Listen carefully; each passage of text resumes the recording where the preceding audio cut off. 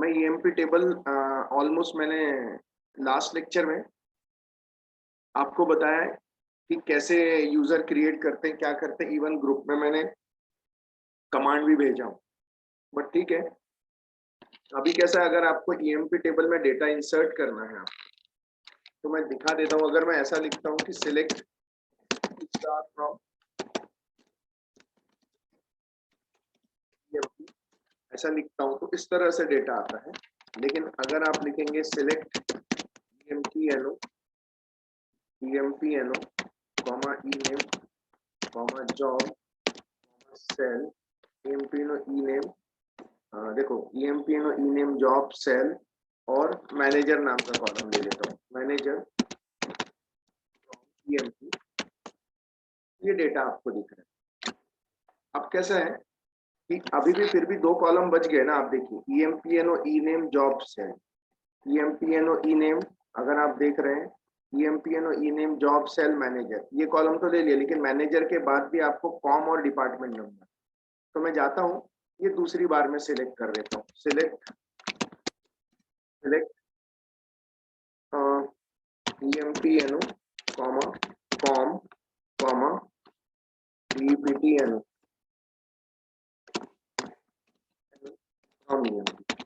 देखने के लिए आपको अच्छा हो जाएगा।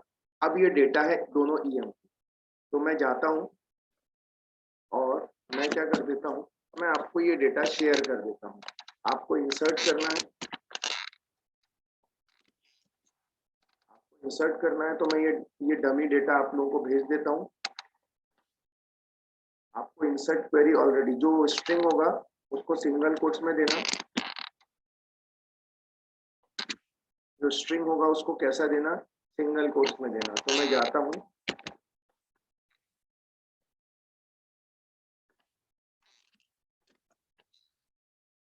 ये डमी डेटा दे देता हूँ मैं आपको, और दूसरा टेबल, मतलब वही टेबल है, बची हुई रोज है।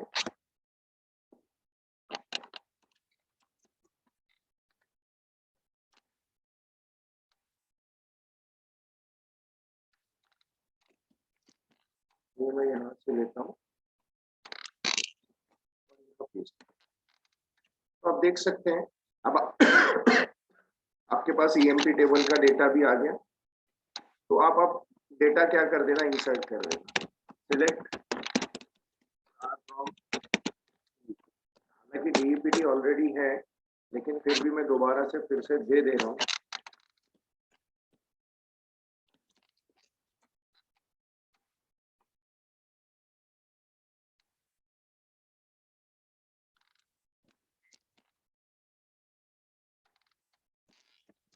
ये मैंने टेबल सारे डेटा मैंने दे दिए आप लोगों को। आप चाहें सर, हाँ सर हम इस ग्रुप में नहीं है।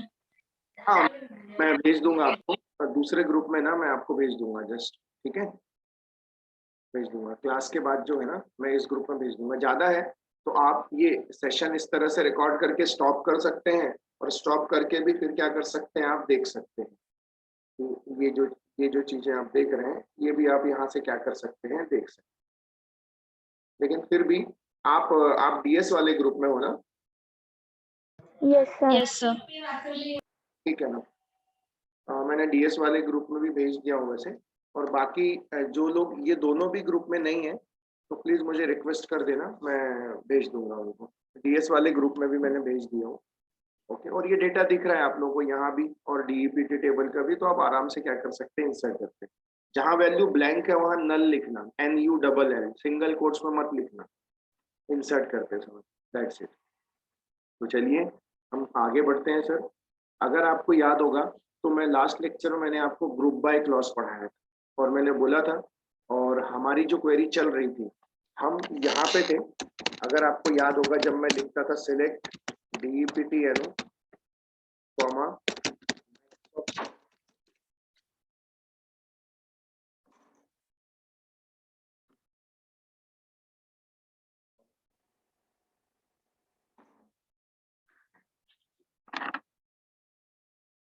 Select DEPTNO comma max of sal, ऐसा लिखते थे हम। सॉरी, हाँ ये तो आएगा ही, क्योंकि सिलेक्ट, हाँ सिलेक्ट के साथ अगर कोई एग्रीगेट फंक्शन है और अगर उस कॉलम का नाम है तो वो कॉलम का नाम किसके साथ आना चाहिए, ग्रुप बाय के साथ। तो हमने इसके बाद लिखना शुरू किया, हमने इसके बाद लिखना शुरू किया ग्रुप बाय DEPTN। ये क्या दिखाता था, मैक्स ऑफ सैलरी का ग्रुप बनाना था, 30 का अलग ग्रुप बनाएगा, उसमें से मैक्स। ऐसी है जो डिपार्टमेंट नंबर उसका जिसको पता ही नहीं उसका एक अलग ग्रुप बनाएगा, 20 का अलग पूरे ग्रुप में से मैक्स, 10 में से मैक्स। अगर ये इस तरह से लिखता हूँ, अगर मैक्स के अलावा अगर मैं मीन लिखता हूँ तो फिर हर एक का ग्रुप बनाएगा, लेकिन मिनिमम सैलरी, देखो ये मिनिमम सैलरी दिखा रहा है, इस तरह से ये करता था। फिर हमने ये देखा कि सिलेक्ट के साथ अगर कोई एग्रीगेट फंक्शन है, याद रखना अगर एग्रीगेट फंक्शन है और उसके साथ कॉलम का नाम है तो हमेशा याद रखना वो किसके साथ आएगा, ग्रुप बाय के साथ में आएगा। किसके साथ में आएगा, ग्रुप बाय के साथ में आएगा। फिर हमने लास्ट लेक्चर में ये पढ़ा था, select DEPTNO comma max of sal from EMP। अभी देखो क्या हो रहा है, सिलेक्ट के साथ एग्रीगेट फंक्शन है और उसके साथ कॉलम का नाम है, तो हमेशा अभी हमने बोला किसके साथ आना चाहिए, ग्रुप बाय DEPTNO के साथ आना चाहिए। अब सर जब मैं इसको इंटर करता हूं तो देखो एरर आ जाता है। एरर इसलिए आता है सर, मैंने लास्ट लेक्चर में बताया था, अगर आपको नहीं याद होगा तो लास्ट लेक्चर का वीडियो देखिए, उसमें मैंने एक्सप्लेन किया था कि यहाँ पे एग्रीगेट फंक्शन तो है, लेकिन यहाँ पे नेस्टेड एग्रीगेट फंक्शन।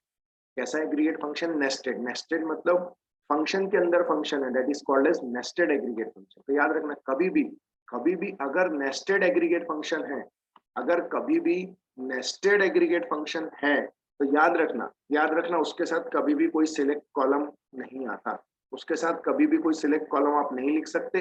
अगर आप लिखने की कोशिश करोगे ग्रुप बाय देने के बाद भी वो एरर आएगा। तो इस क्वेरी से हमें पता चला कि भाई अगर नेस्टेड है तो सिलेक्ट के साथ कोई कॉलम नहीं चलेगा, अगर नेस्टेड नहीं है तो सिलेक्ट के साथ क्या चलेगा, कॉलम चलेगा। सिलेक्ट के साथ कॉलम चलेगा अगर नेस्टेड नहीं है, और अगर नेस्टेड है तो सिलेक्ट के साथ कोई कॉलम का नाम नहीं चलता।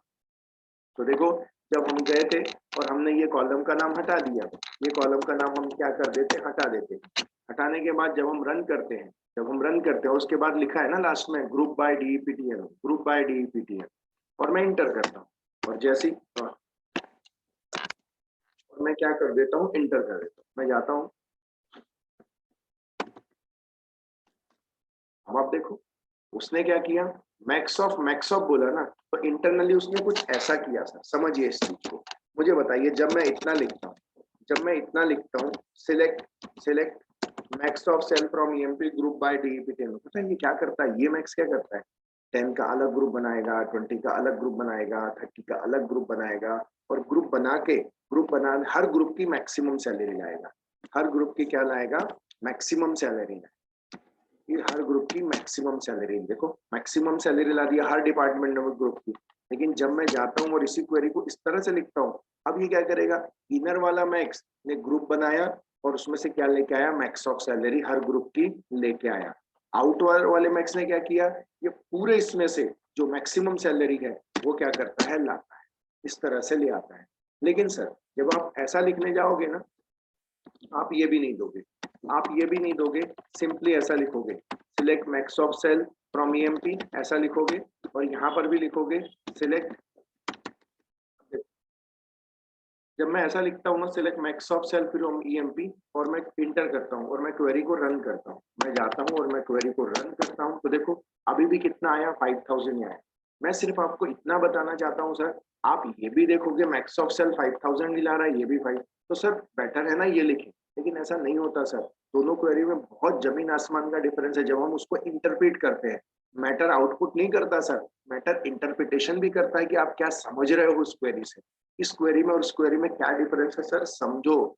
इस क्वेरी में ये डिफरेंस है कि जो इनर वाली क्वेरी है वो हर डिपार्टमेंट नंबर का ग्रुप बनाती है और उसमें से मैक्स ऑफ सैलरी लाती है। फिर ये आउटर वाला मैक्स क्या करता है, ये पूरा जो ग्रुप बना उसमें से जो मैक्सिमम है वो लेके आता है, इस तरह से दिखा रहा है ये डिफरेंस। और ये तो सीधी सारी रो में जाती है और मैक्स लेके आ जाती है। सर अगर यही क्वेरी को पता है मैं चेंज करूं, देखो बताओ, इनर क्वेरी क्या करेगी, इनर क्वेरी ये करेगी कि हर डिपार्टमेंट नंबर का ग्रुप बनाएगी और लेके आएगी। आउटर वाला मैक्स क्या करेगा, उसमें से जो मैक्स है वो लेके आएगा। अगर मैक्स की जगह आप मीन लिख दो सर, लिख दो मीन, तो क्या करेगा, उन पूरे ग्रुप में से पहले तो मैक्स लाएगा और उसमें से मिनिमम कौन सी है 1000, तो क्या करेगा 1000। इंटरप्रिटेशन इंपॉर्टेंट है सर, आपको समझना पड़ेगा कि एक्चुअली क्वेरी क्या कर रही है, वो इंपॉर्टेंट है। आउटपुट मैटर नहीं करता, आपका इंटरप्रिटेशन ही क्या करता है, मैटर करता है। आपका इंटरप्रिटेशन ही क्या करता है, मैटर करता है। तो ये चीजें मैंने आपको बताई, इस तरह से ये क्या करता है, काम करता है। यहाँ तक कोई डाउट है क्या? आकांक्षा, अर्पिता, दीपाली, कलश, Maithili,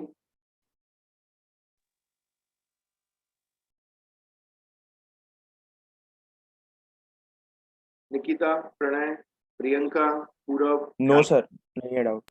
no sir. No sir. Shreya, Vidisha, Yashasvi, no doubt sir. Okay. और प्लीज जिन्होंने लेट ज्वाइन किया जैसे Vidisha, please refer my previous video, सारे वीडियोस हैं। और अगर आपको नहीं मिल रहे हैं तो मुझे पिंग करिए मेरे व्हाट्सएप नंबर पे और मुझसे वीडियोस लीजिए, लेकिन प्लीज देखिए क्योंकि बेसिक्स भी काफी सारे हैं, वो भी आपको देखना पड़ेगा। Yes sir. अब हम आगे बढ़ते हैं सर।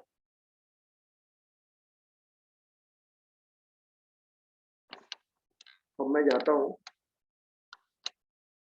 और मेरे पास है सिलेक्ट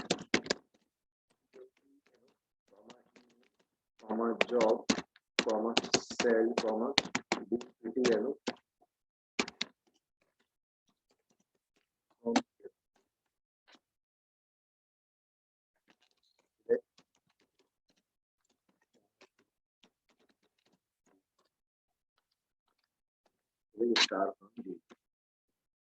मैं आपको बताना चाहता हूँ, इस अगर आप देख रहे हो तो ये EMP टेबल है और ये DEPT टेबल।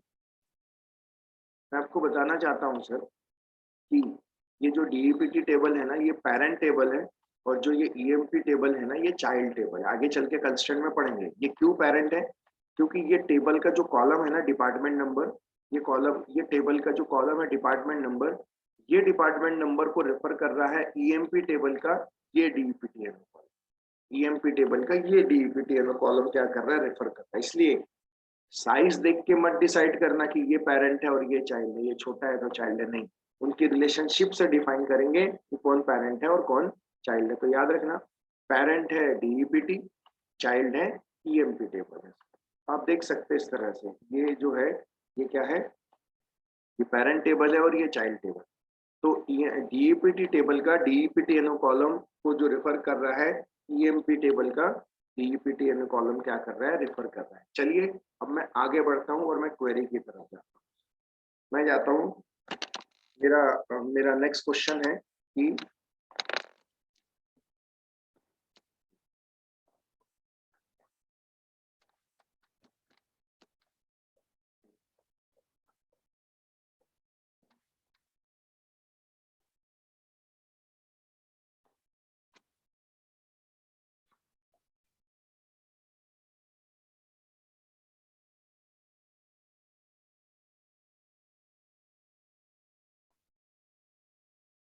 मैं क्वेरी लिख रहा हूँ, आप उसको देखिए और बताइए कि एक्चुअली क्या हो रहा है। Select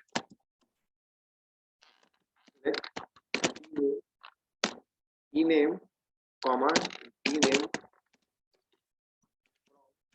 EMP comma D।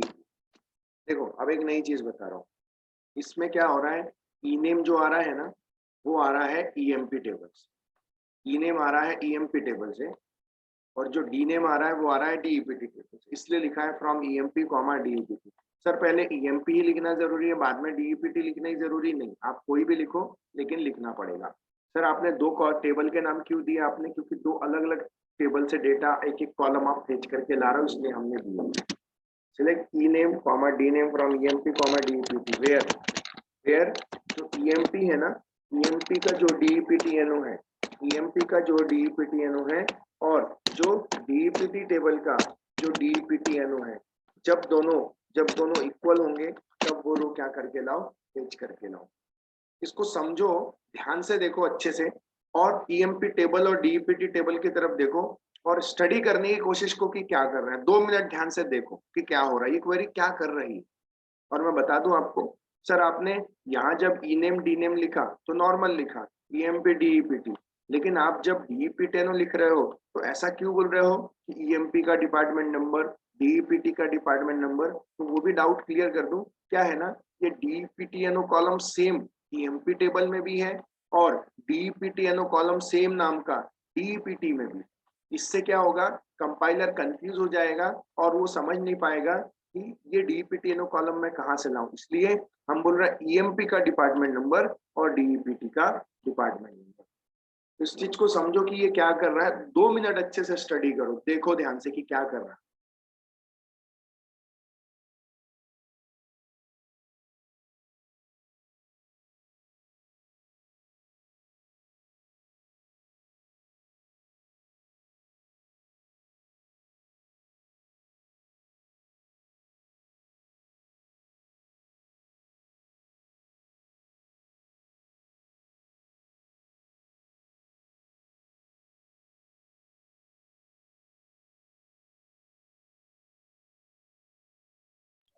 Sir ये रिस्पेक्टिवली लिखना पड़ेगा ना, E name D name from emp and डीईपीटी।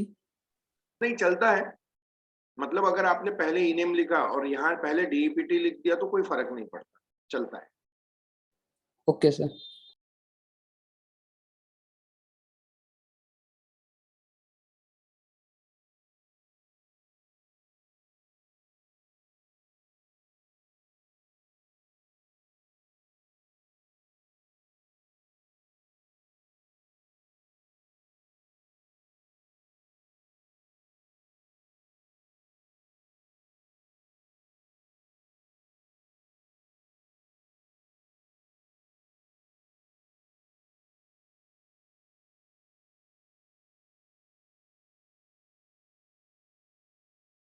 चलिए अब हम आगे बढ़ते हैं।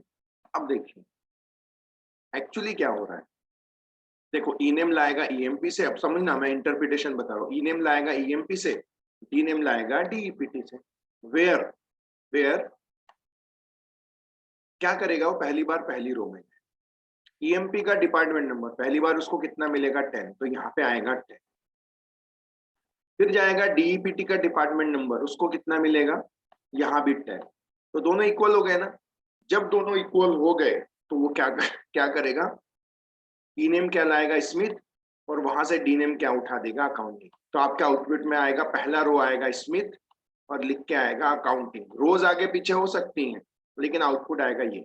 नेक्स्ट टाइम नेक्स्ट रो में जाएगा स्कॉट, ई नेम उठाएगा स्कॉट, स्कॉट का डिपार्टमेंट नंबर कितना है 10। अब फिर क्या करेगा नेक्स्ट टाइम, डीईपीटी का डिपार्टमेंट नंबर, इसका कितना है 10। तो स्कॉट के सामने भी क्या लिख के आ जाएगा accounting, accounting. Next time next row में जाएगा वार्ड, कितना है 10। तो क्या जाएगा, यहाँ पे जाएगा यहाँ पे रहेगा 10 ईएमपी का, और यहाँ पे भी जब आएगा तो क्या मिलेगा 10। तो क्या लिख के आएगा, वॉट के सामने भी अकाउंटिंग लिख के आ जाएगा, क्योंकि डिपार्टमेंट का नाम बोल रहे हैं ना, डिपार्टमेंट नंबर नहीं बोल रहे हैं, नाम। अब नेक्स्ट टाइम नेक्स्ट रो में जाएगा अलेन, अलेन का कितना है 20। तो पहली बार जब ये जाएगा तो 10 इक्वल होगा क्या, नहीं, आगे बढ़ेगा, आगे बढ़ेगा कितना आएगा 20। तो पता है क्या लिख के आएगा, अलेन के सामने क्या लिख के आएगा मैनेजर। नेक्स्ट टाइम जाएगा जॉन, जॉन का भी कितना है 20। यहाँ पे जाएगा 10 इक्वल होगा, नहीं होगा, 20 होगा, क्या लिख के आएगा जॉन के सामने भी मैनेजर। नेक्स्ट टाइम जाएगा प्रकाश, प्रकाश का कितना है 30। यहाँ मिलेगा नहीं, यहाँ मिलेगा नहीं, यहाँ मिलेगा, और ये प्रकाश के सामने लिख के आ जाएगा सेल्स एंड सो ऑन। जब ये जाएगा, सपोज करो 30 के बाद ये जाएगा नल, नल मतलब 30 मतलब अननोन, नहीं पता ना हमको। जब नहीं पता तो जब ये जाएगा तो ऐसे केस में ये अननोन वैल्यू रहेगी, और ये कितना रहेगा, ये सारी वैल्यू से कंपेयर करेगा, लेकिन कभी इक्वल होएगा नहीं, क्योंकि अननोन वैल्यू कभी नोन से कंपेयर हो ही नहीं सकती। ये हमने नल वैल्यू में पढ़ा है। इस तरह से आपको डेटा देखो मिल जाएगा। देखो स्मिथ स्कॉट और वार्ड, स्मिथ स्कॉट और वार्ड, देखो अकाउंटिंग लिख के आ रहा है अलेन, अलेन जॉन, अलेन और जॉन, देखो अलेन और जॉन मैनेजर। उसके बाद प्रकाश, सुरेश और डेविड, देखो क्या लिख के आ रहा है सेल्स। और 40 वाले कोई है नहीं इधर, इसलिए यहाँ कुछ लिखा नहीं। तो sir when we fetch the data more than one table, एक से ज्यादा टेबल से आपने डेटा लाया सर, एक से ज्यादा टेबल से लाया आपने data on the basis of their equality, आप दोनों टेबल में जो कॉमन कॉलम मतलब जो कॉलम है उन दोनों को इक्वालिटी चेक कर रहे हो, इक्वालिटी चेक कर रहे हो। सो हम बोल सकते हैं page from more than one table on the basis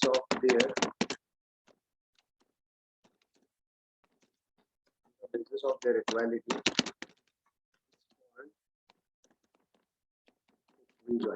is called equijoin. इक्विजॉइन कहलाता है on the basis of their equality. Sir हमारा जो आज का टॉपिक हम जो पढ़ रहे हैं, जो नाम है उस टॉपिक का नाम है ज्वाइन, उस टॉपिक का नाम है ज्वाइन। तो हम जो ज्वाइन पढ़ रहे हैं इसमें से हम सबसे पहले ज्वाइन पढ़े हमने और इसको बोला जाता है इक्विजॉइन। इक्विजॉइन, joining of two table, joining of two more than one table on the basis of their equality, fetch data from more than one table on the basis of equality is called equijoin। और हम बोल सकते हैं joining of table on the basis of their equality is called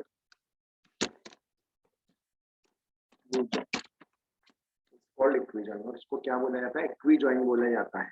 क्यों? Equality check कर रही है ना, इक्वालिटी चेक कर रही है दोनों टेबल में कॉमन, इसलिए वो कहलाता है इक्विजॉइन, वो कहलाता है इक्विजॉइन कहलाता है। तो सर आप इस तरह से भी कर सकते हो, सर आप इस तरह से भी कर सकते हो। और एक और दूसरी टेक्निक मैं आपको बता रहा हूँ। दूसरी टेक्निक क्या है? इसी को करने की दूसरी टेक्निक ये है सर कि हम जाएंगे, हमने यहाँ पे लिखा EMP, DEPT, हम बनाएंगे allies EMPE, DEPT, EMPE, DEPT। इस तरह से हम बनाएंगे और बनाने के बाद हम लिखेंगे where E dot DEPT is equal to E dot DEPT। Sir ये कहलाता है अलाइज। ये क्या कहलाता है? अलाइज कहलाता है। तो ये आएगा EMP टेबल से, ये आएगा DEPT टेबल से, फ्रॉम EMPE, DEPT। अब क्या होगा?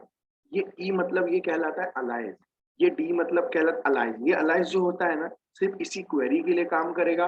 मतलब कई बार टेबल का नाम बहुत बड़ा होता है, कई बार अभी तो छोटा है लेकिन टेबल के नाम काफी बड़े होते हैं ना, ऐसे केस में हम यूज करते हैं अलाइज, एक शॉर्ट नेम DEPT, D। और याद रखना ये परमानेंट नहीं होता, ये सिर्फ इसी क्वेरी के लिए काम करेगा, सिर्फ इसी क्वेरी के लिए। तो हम पूरा, अभी इसके पहले देखो हम पूरा टेबल का नाम लिखते थे EMP डॉट DEPT। अब हमको इतना कुछ लिखने की जरूरत नहीं। वेयर E डॉट मतलब EMP टेबल का DEPT और D डॉट मतलब किसका? DEPT टेबल का DEPT। तो सर आप ऐसा भी लिखोगे तो भी आपका आंसर आ जाएगा, लेकिन इसे बोला जाता है अलाइज। इसे क्या बोला जाता है? अलाइज। तो सर डॉक्टर EF कॉर्ड जो था, डॉक्टर EF कॉर्ड के जो रूल्स थे, कॉर्ड्स रूल थे, तो कॉर्ड्स रूल जो मैंने आपको पहला पढ़ाया था, मैंने बताया था कि we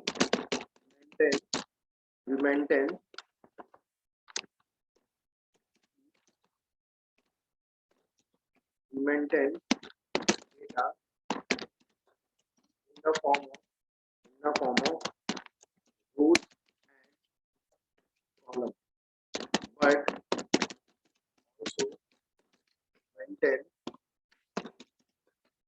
the form of relation, maintain in the form of relation. ये डॉक्टर EF कॉर्ड का पहला रूल था।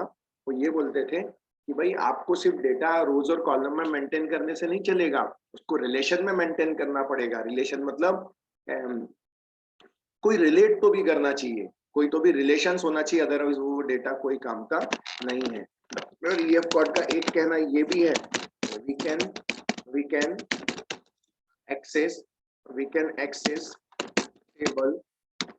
we can access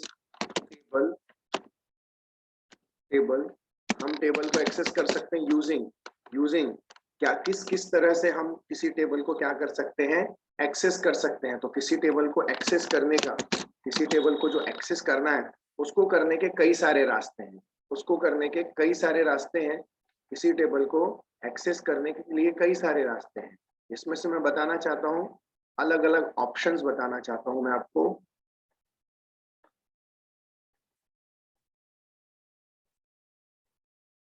तो जिसमें से पहला ऑप्शन बोलता है, एक एक्सेस करने का तरीका है अलायंस, जो मैंने अभी आपको पढ़ाया। आगे चल के मैं पढ़ाऊंगा किसी टेबल को एक्सेस करने का एक तरीका व्यू है, व्यू भी मैं आपको पढ़ाऊंगा। किसी टेबल को एक्सेस करने का एक तरीका सिनोनिम है। क्या है? सिनोनिम है, जो मैं आगे चल के आपको पढ़ाऊंगा। तो टेबल को एक्सेस करने के, एक ही टेबल को एक्सेस करने के कई सारे रास्ते हैं। अलायंस के थ्रू भी कर सकते हो, व्यू के थ्रू भी कर सकते हो, सिनोनिम के थ्रू भी कर सकते हो। तो इस तरह से रास्ते हैं। तो हम जो अभी पढ़ रहे हैं, अगर आप देख रहे हो टेबल में, तो हम क्या पढ़ रहे हैं? हमने ये पढ़ा अलायंस, मतलब ईएमपी ई लिखा, तो ईएमपी की जगह ई, तो इनडायरेक्टली ईएमपी से ही डेटा आ रहा है। डीईपीटी डी, तो ये डीईपीटी आ रहा है। तो सर आपने ये जो क्वेरी देखी, ये क्वेरी कहलाती है इक्वी ज्वाइन, और इक्वी ज्वाइन इसलिए कहलाती है क्योंकि हम फेच करके ला रहे हैं data on the basis of their equality. दोनों टेबल में कॉमन कॉलम है, देखो ईएमपी टेबल में भी है डीईपीटीएनओ, डीईपीटी टेबल में भी है डीईपीटीएनओ, तो दोनों की इक्वालिटी हो रही है ना, ईएमपी डॉट डीईपीटी डॉट इस तरह से आ रहा है, इसलिए ये कहलाता है इक्वी ज्वाइन। तो हमारा जो टॉपिक आज से शुरू हो गया है वो कहलाता है ज्वाइन। मैं बता दूं सर, मैंने आपको जो पढ़ाया, कई प्रकार के ज्वाइन है सर, कई प्रकार के ज्वाइन है। मैं अगर आपको बोलूं तो सबसे पहला ज्वाइन आता है ज्वाइन, जो सेकंड आता है सर, वो आता है नॉन इक्वी ज्वाइन, आता है। जो थर्ड आता है सर, वो आता है सेल्फ ज्वाइन भी आता है सर। और जो फोर्थ आता है सर, वो आता है cross join. Okay, cross join आता है सर। ओके, तो ऐसे अलग अलग ज्वाइंस आते हैं सर, जो मुझे आपको पढ़ाना है, जो हम देखेंगे कल के लेक्चर में, देखेंगे नॉन इक्वी ज्वाइन क्या होता है, सेल्फ ज्वाइन क्या होता है, ये भी हम चीजें स्टडी करेंगे। ये भी very very very important sir. मैं आपको बता दूं, सारी चीजें इंपॉर्टेंट है, जो चीजें हम पढ़ रहे हैं, एक एक चीज एग्जाम में ये सब चीजें पूछी जाती है सर, आता है ये। तो ठीक है, आज के लिए तो हम इतना ही लेते हैं यहाँ पे।